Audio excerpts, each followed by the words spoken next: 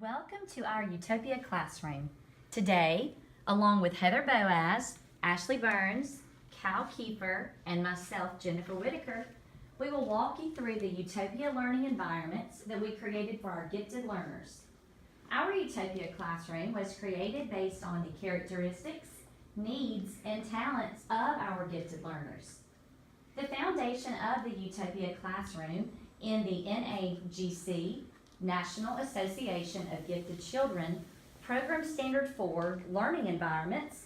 This standard states that learning environments foster personal and social responsibility, multicultural competence, and interpersonal and technical communication skills for leadership in the 21st century.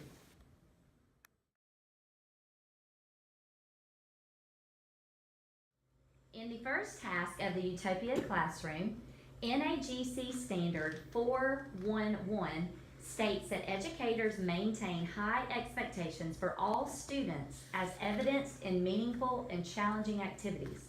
Also, NAGC Standard 414 states that educators provide feedback that focuses on effort, on evidence of potential to meet high standards, and on errors as learning opportunities. This learning task also incorporates CEC, Council for Exceptional Children, Standard 5S2, that educators create learning environments for individuals with gifts and talents that promote self-awareness, self-efficacy, leadership, and lifelong learning. In this group, students are analyzing a political cartoon. The students will examine historical political cartoons from the Industrial Revolution of the mid-1800s to explore the issues of child labor laws. They will discuss with each other the possible meanings behind the cartoons and how it relates to their novel, Liddy, by Catherine Patterson. I think this cartoon is showing that the children are doing a dangerous job instead of playing outside and being real kids. While Mr. Moneybags looks from the side, he's making all the money and they are losing their childhood. This cartoon makes me sad because the children are working, but in their minds they're thinking about their lost childhood and how they should be outside playing. And the employer is being greedy and thinking about all the money he's making. This cartoon is showing how the northern capitalists are almost buying the children like slaves. The sign under the children says for sale to the highest bidder.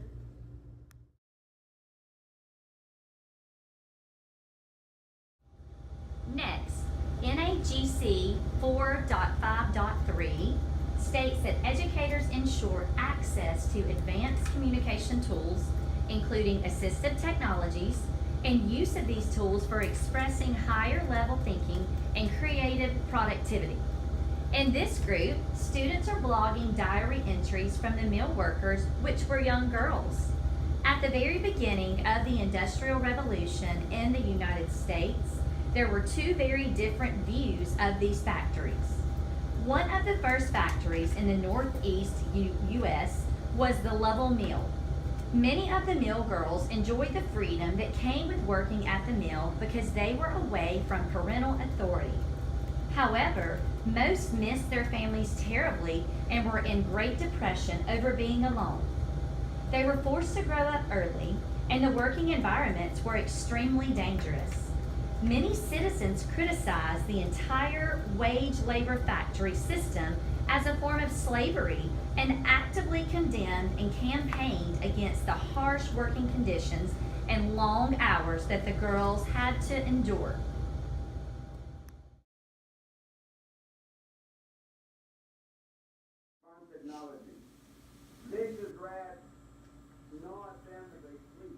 NAGC 4.5.2 charges educators to provide resources to enhance oral, written, and artistic forms of communication, recognizing students' cultural context. In this group, students are viewing a clip of Cesar Chavez giving his 1984 Commonwealth speech. Students are to annotate the speech and read while listening to the audio. This speech is the central text of the second part of this ELA unit. In this speech, Chavez explains how the United Farm Workers empowered farm workers. This part of the ELA unit helps the students to see more recent historical events in the areas of modern day working conditions in other countries as well as our own. This part of the unit will focus on reading informational texts such as this speech, and students will practice identifying central ideas in a text, analyzing how an author develops his claims, and identifying how the sections of the text combine to build those ideas. Important human beings. Farm workers are not agricultural implements. They are not beasts of burden to be used and discarded. That dream was born in my youth. It was nurtured in my early days of organizing. It has flourished.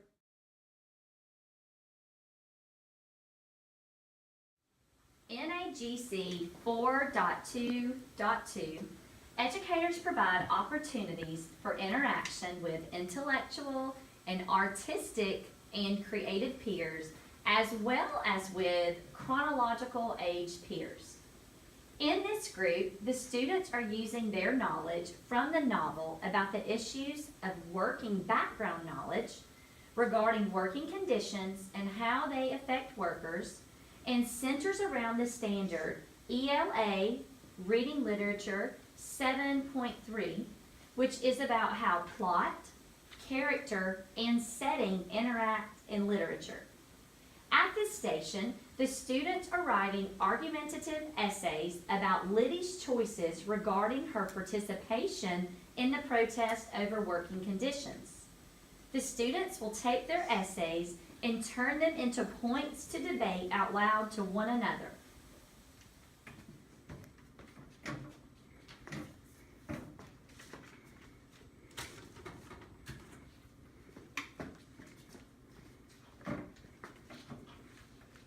I think she should sign the petition because the mill is a very dangerous place to be.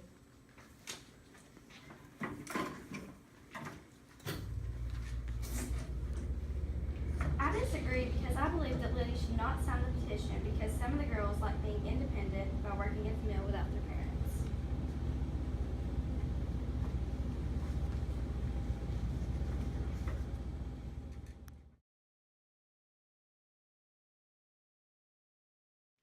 NAGC 4.4.3, educators provide structured opportunities to collaborate with diverse peers on a common goal. At this station, students are working together to conduct a short research project to learn more about the American Industrial Revolution. They will combine their research findings into a culminating project by creating a Prezi. A model was displayed to assist students in the brainstorming process.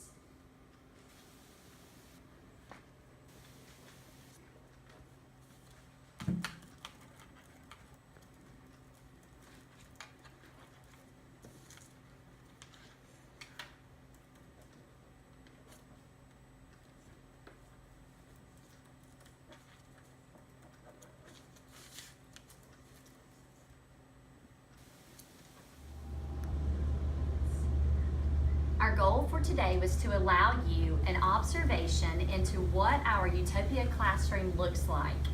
Through the use of standards and evidence-based practices, we feel that our gifted learners were successfully able to navigate our Utopia classroom.